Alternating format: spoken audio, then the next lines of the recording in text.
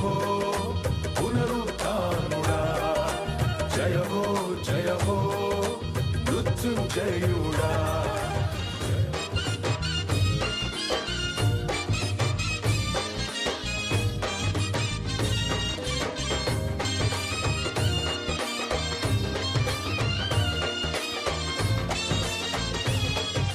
సర్వాధికారియు నిరంతర స్తోత్రార్హుడు యేసుక్రీస్తు ప్రభు వారి ప్రశస్త నామములో ఉదయకాలపు వర్తమానాల కొరకు ఎదురు చూస్తున్న మీ అందరికీ ఇమాన్యుయల్ మినిస్ట్రీస్ తరపున మా హృదయపూర్వకమైన వందనాలు, కృతజ్ఞతలు తెలియజేస్తున్నాను. క్రీస్తునందు మాకు అత్యంత ప్రియమైన దైవ జనాంగమ, మీ అందరి ప్రార్థనల ద్వారా సిరిసిల్లాలో మీటింగ్స్ బహు విజయవంతంగా ముగించుకొని ఇప్పుడే సిరిసిల్ల ప్రాంతం నుంచి క్షేమంగా దేవుడు మమ్మల్ని తీసుకొచ్చారు. సిరిసిల్ల ప్రాంతం మీటింగ్ ముగించుకొని మందిరానికి వచ్చి ఉదయకాలపు వర్తమానం కొరకు మీతో మాట్లాడుతూ ఉన్నాను. అక్కడ అడుగుపెట్టిన తర్వాత దేవుని కృప అటు దైవ సేవకులు కానీ ఇటు విశ్వాసులు కానీ వందల సంఖ్యలో చెప్పిన మాట ఏంటో తెలుసా? ఇలాంటి మీటింగ్ మేము పుట్టిననాటి నుంచి ఎప్పుడు సిరిసిల్ల పట్టణంలో ఈ గ్రౌండ్లో జరగటం మేము ఎప్పుడు చూడలేదయ్యా. ఆ ప్రాంతానికి వచ్చి మీరు మీటింగ్ ఏర్పాటు చేసినందుకు మీకు కృతజ్ఞతలు అయ్యా అని దరిదాపుగా అందరూ దైవ సేవకులు, అలాగే మా లైవ్ చూసే బిడ్డలు చాలామంది తల్లులు వచ్చి చెప్పిన మాట, ఇట్లా చేతులెత్తి దండం పెడతా చేతులు జోడించి వాళ్ళు చెప్తున్న మాట, మన మినిస్ట్రీస్ ద్వారా మీరు మీటింగ్ ఏర్పాటు చేయాలని ఎన్నో దినాలు బట్టి మేము అడుగుతున్నామయ్యా. మీరు మా మధ్యలోకి వచ్చినందుకు నిజంగా మీకు కృతజ్ఞతలు. పెద్ద తల్లులైతే ఒక కొడుకుని దగ్గరకు తీసుకున్నట్లుగా వాళ్ళ గ్రాటిట్యూడ్, వాళ్ళ కృతజ్ఞత అంతగా బిడ్డలు తెలియచేశారు. మేబీ మీరు లైవ్ చూసి ఉండొచ్చు 2 దినాలు. దేవుని కృప అలాంటి ప్రాంతంలో కూడా వేలాది కొద్దిగా ప్రజలు తరలిచ్చారు.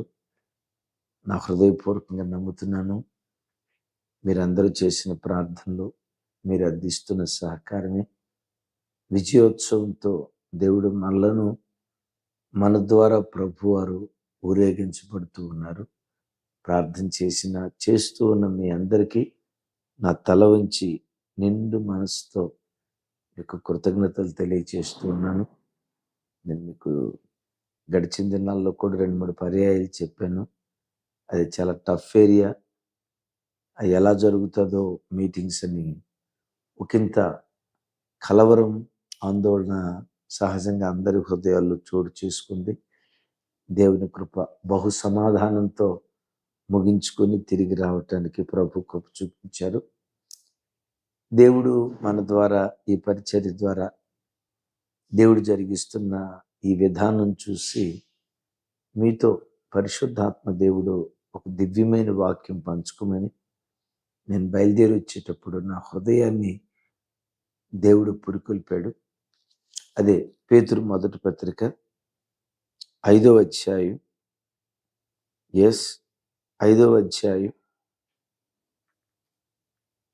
6వ వచనం నేను చదువుతాను. దేవుడు తగిన సమయమందు మిమ్మల్ని హెచ్చించినట్లు ఆయన బలిష్టమైన చేతి క్రింద దేన మనస్కులై ఉండుడి. ఆమేన్. అందరూ ఎరిగిన మాట కదా.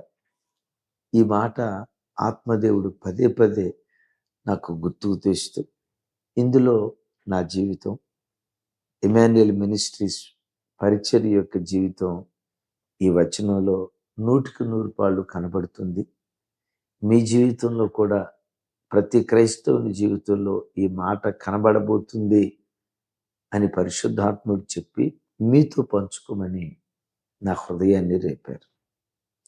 తగిన కాలమందు దేవుడు మిమ్మల్ని హెచ్చించున్నట్లు. ప్రతి మనుషుని జీవితంలో ఒక కాలాన్ని దేవుడు నిర్ణయించాడట. ప్రసంగిలో చూస్తాం కదా, విత్తుటకు కాలం కలదు, కోయుటకు కాలం కలదు, నాటుటకు కాలం కలదు, పిరికి వేయుటకు కాలం కలదు. చిగురించే కాలం ఉంది, ఆకులు రాలిపోయే కాలం ఉంది, పూత పట్టే కాలం ఉంది, కాయలు కాసే కాలం ఉంది, ఎండాకాలం, వర్షాకాలం, చలికాలం, ఇలా ప్రతి దానికి ఒక కాలాన్ని దేవుడు నిర్ణయించినట్లుగా ఈ ఉదయకాలం వాక్యం వింటున్న చెల్లి తమ్ముడు, నిన్ను హెచ్చించడానికి కూడా ఒక కాలాన్ని దేవుడు నిర్ణయించాడు. నా బిడ్డను ఫలానా దినం హెచ్చించాలి, ఫలానా సమయంలో నా బిడ్డ కన్నీళ్లు తుడవాలి, ఫలానా సమయంలో నా బిడ్డను ఉద్యోగ స్థలంలో, వ్యాపార స్థలంలో నేను హెచ్చించాలి అని ప్రతి దానికి ఒక కాలాన్ని దేవుడు నిర్ణయించాడు. అదే నిన్ను హెచ్చించడానికి ఒక కాలాన్ని నిర్ణయించాడు. ఆ కాలం వచ్చేదాకా ఓపిక పట్టు. నీ ప్రయత్నం లేకుండానే, అఫ్కోర్స్ నీ ప్రయత్నం నువ్వు చేస్తావు, నీ ప్రయత్నం లేకుండానే హెచ్చించబడే కాలం వచ్చినప్పుడు ప్రపంచమంతా వ్యతిరేకంగా లేచిన, ప్రపంచమంతా నీకు విరోధంగా నిలవబడిన నీ ఘనతను, నీ హెచ్చింపును, దేవుడు నీకు ఇవ్వబోయే ఆశీర్వాదాన్ని ప్రపంచంలో ఎవ్వడు ఆపలేడు. ఆమేన్. ప్రతి దానికి ఒక కాలాన్ని దేవుడు నిర్ణయించాడు కదా. గుడ్డుంది, గుడ్డులో నుంచి పిల్ల బయటికి రావటానికి 21 దినాల కాల వ్యవధి దేవుడు నిర్ణయించాడు. కుక్క కడుపులో నుంచి పిల్ల బయటికి రావటానికి 2 నెలల కాల వ్యవధిని దేవుడు నిర్ణయించాడు. ఓ తల్లి గర్భవతి అయితే, గర్భవతి అయిన స్త్రీ గర్భంలో నుంచి శిశువు బయటికి రావటానికి 9 నెలల కాల వ్యవధిని దేవుడు నిర్ణయించాడు. ఏనుగు గర్భం దాలిస్తే ఏనుగు గర్భంలో నుంచి ఏనుగు పిల్ల బయటికి రావటానికి 22 నెలల కాల వ్యవధి దేవుడు నిర్ణయించాడు.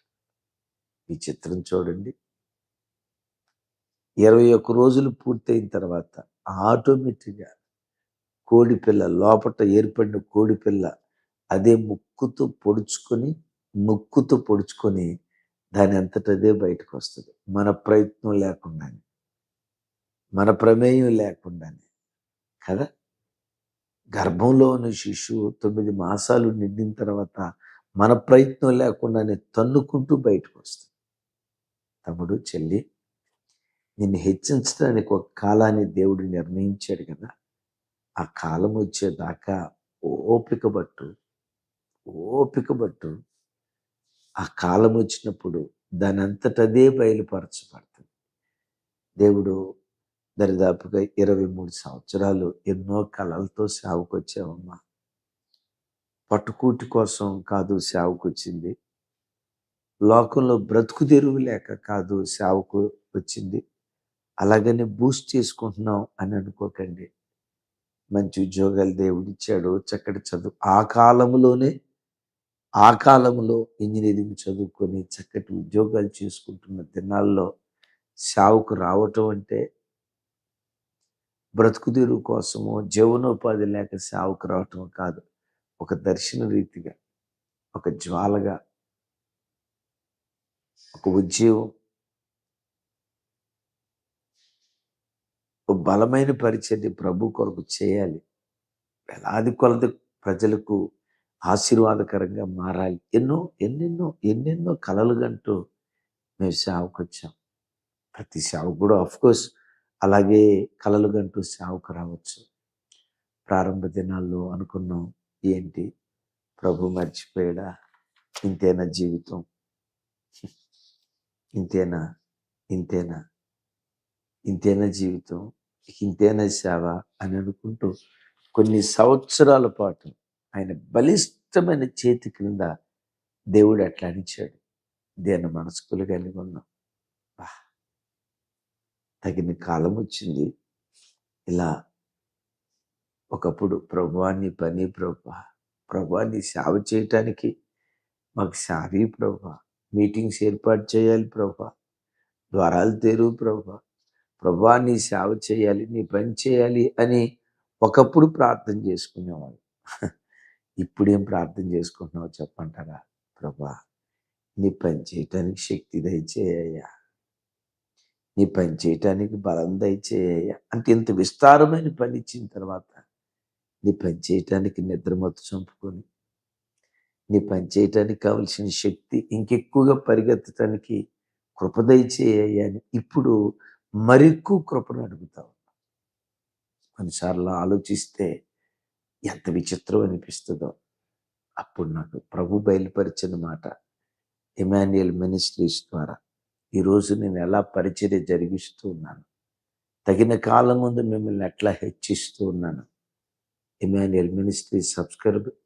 ఎస్, వాక్యం వింటున్న ప్రతి బిడ్డతో ఈ మాట చెప్పు.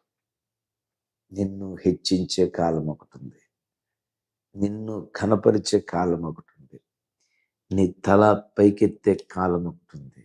ఎస్, నీ స్థితిగతులు మార్చబడే కాలం ఒకటి ఉంది, నీ కన్నీళ్లు తుడవబడే కాలం ఒకటి ఉంది, నీ అంగలార్పు నాట్యంగా మార్చబడే కాలం ఒకటి ఉంది. బైబిల్లో అపోస్తులైన పౌలు వారి జీవితంలో నుండి 2 మాటలు మీకు జ్ఞాపకం చేస్తాను. అపోస్తుల కార్యాలు 11వ అధ్యాయం 27వ వచనం నుంచి 30వ వచనం వరకు రాయబడిన మాటలు చదువుతాను. ఆ దినముల యందు ప్రవక్తలు యెరూషలేము నుండి అంతియొకయకు వచ్చిరి. వారిలో అగబు అను ఒకడు నిలవబడి భూలోకమందంతటా గొప్ప కరువు రాబోచున్నదని ఆత్మ ద్వారా సూచించాడు. అది క్లౌదియ చక్రవర్తి కాలమందు సంభవించాను. అప్పుడు శిష్యుల్లో ప్రతివాడును తన తన శక్తి కొలది యోదయాలో కాపురమున్న సహోదరులకు సహాయం పంపుటకు నిశ్చయించుకునేను. అలాగు చేసి బర్నబా, సౌలు అని వారి చేత పెద్దల యొద్దకు దాన్ని పంపిరి. రైట్. అంత్యోకయ సంఘంలో ఒక ప్రవక్త ప్రవచించాడు, యోదయ ప్రాంతంలో కరువు రాబోతుందని. సంఘమంతా చందా పోగు చేసి యోదయాలో ఉన్న వారికి పంపాలని నిశ్చయించారు. సరే, పోగు చేశారు. పోగు చేసిన ఈ కానుకను యోదయ ప్రాంతానికి పంపించడానికి ఎవరి చేత పంపించారు? బర్నబా, సౌలు. అంటే సౌలు మొట్టమొదటి ప్రారంభంలో పరిచర్య ఏంటి? కానుకలు తీసుకెళ్లే పరిచర్య, ప్రసంగించే పరిచర్య కాదు. విన్నారా? సంఘాలు కట్టే పరిచర్య కాదు. వేల మంది ప్రజల మధ్యలో నిలవబడి భక్తులారా దేవుడు ఏమన్నాడంటే ప్రసంగం చేసే పరిచర్య కాదు. ఏ పరిచర్య? కానుకలు మోసుకొని వెళ్ళే పరిచర్య. ఏంటి, నేను సేవకుని వస్తే నాకు ఈ పని? మీరు ఎరుగుదురా? అక్కడున్న అపోస్తుల్లో మహా గొప్ప విద్యావేత్త, సంపన్నుడు, ధర్మశాస్త్ర పారాయణం చేసినవాడు, గమాలియేలు పాదముల దగ్గర ధర్మశాస్త్రాన్ని అభ్యసించినవాడు పౌలుగా ఇంకెవరున్నారు? పౌలు నేనేంటి, నా హోదా ఏంటి, నాకు ఈ పని అప్పగిస్తారా అని అనుకోవాలా. ఆ చిన్న పనిలో, ఆ డబ్బు దగ్గర చిన్న పనిలో నమ్మకంగా ఉన్నాడు. తమ్ముడు, నీకు అప్పగించిన పని చిన్నదా పెద్దదా? అస్సలు పెద్ద పైన చిన్న పైన దాని మీద మనసు పెట్ట. ఏ పని అప్పగించినా అప్పగించిన పనిలో నమ్మకంగా ఉండవు. ఆ నమ్మకత్వమే అనేకమైన వాటి మీద నేను అధికారిగా నిలవబెట్టడానికి దేవుడు కృప చూపిస్తాడు. ఇంకో మాట చెప్పమంటే, సంబంధం లేని పని దేవుడు మనకు అప్పగిస్తాడు. ఆ పనిలో నువ్వు నమ్మకంగా ఉంటే, ఎస్, ఆ పనిలో నువ్వు నమ్మకంగా ఉంటే నీ భవిష్యత్తు ఎంత ఘనంగా దేవుడు హెచ్చిస్తాడో నోటి మాటలతో చెప్పలేం. మోషే, ఇజ్రాయేలు ప్రజలను విమోచించే విమోచకుడుగా నేను చేస్తాను అని దేవుడు ఉద్దేశించి, ఎస్, మోషేకు 40 సంవత్సరాలు మిద్యాను అరణ్యంలో గొర్రెలు కాసే పని అప్పగించాడు. మోషే అనుకోవాలా, ఏం ప్రభా నీ పనులు, నీ చేష్టలు పిచ్చి చేష్టలు కాకపోతే నన్ను సేవకుడిగా ఉంచుతానని, ప్రజలను విమోచించి విమోచకుడిగా ఉంచుతానని ఇక్కడ గొర్రెలు కాసే కనపడేస్తావా? ప్రజలను నడిపించడం, గొర్రెలు గాయటం సంబంధం లేని పనే. సంబంధం లేని పనిలాగే ఉంటుంది, కానీ ఎంత సంబంధం అంటే అంత సంబంధం. 40 సంవత్సరాలు గొర్రెల మధ్యలో పెరిగాడు కాబట్టే సాత్వికాన్ని, ఓర్పును దేవుడు నేర్పాడు.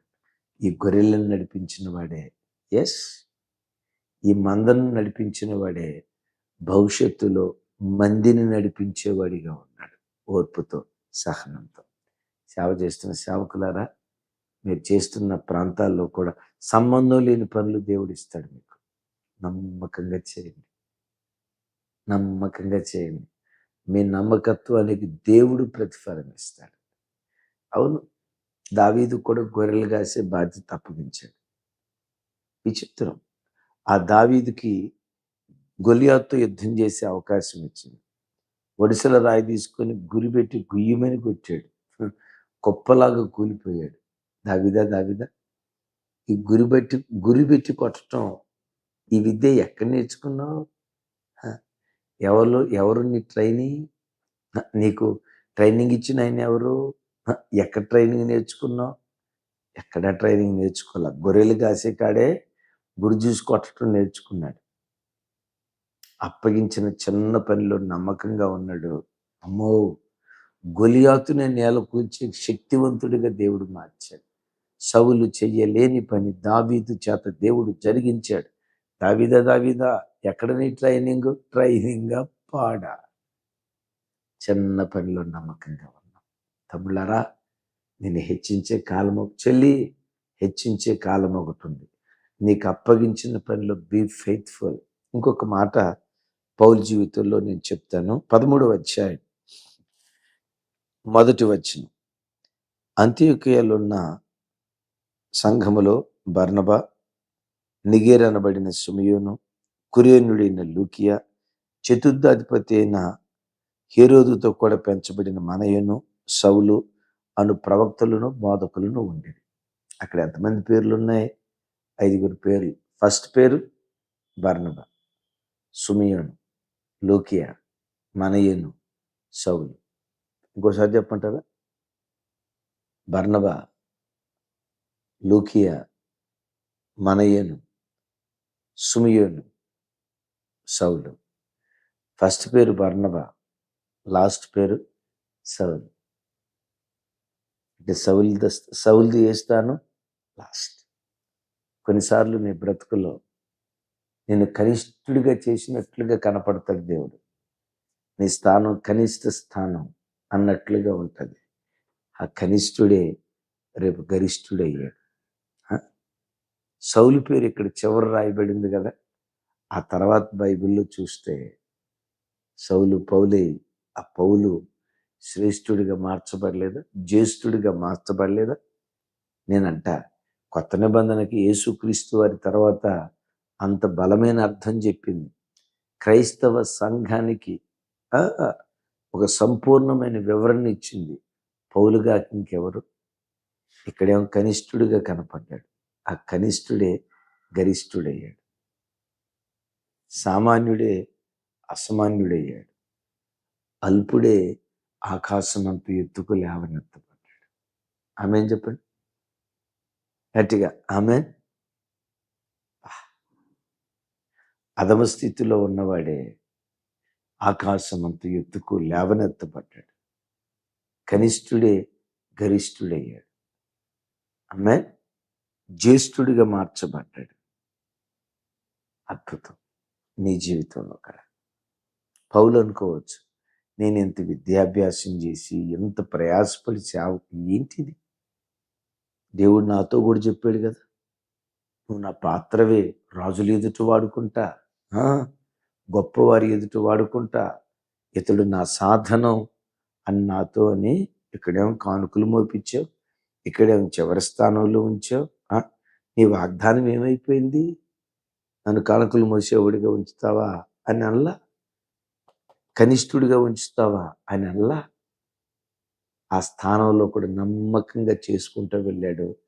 తగిన కాలం వచ్చింది, హెచ్చించాడు. భూలోకాన్ని తల్లకిందులు చేసే దైవజనుడిగా మార్చాడు. తమ్ముడు, పౌలు దేవుడే నీ దేవుడు, పేతురు దేవుడే నీ దేవుడు, ఇమాన్యుయల్ మినిస్ట్రీస్ దేవుడే నీ దేవుడు. ఎస్, ప్రతిరోజు ఉదయం వాక్యం అందించి వాక్యంతో మిమ్మల్ని బలపరిచే జెర్మియా అన్న దేవుడే మీ దేవుడు. మమ్మల్ని హెచ్చించిన దేవుడు. తమ్ముడా, తగిన కాలమందు నిశ్చయంగా దేవుడు నిన్ను హెచ్చిస్తాడు. ఈరోజు మాసాంతర కూటం ఉంది.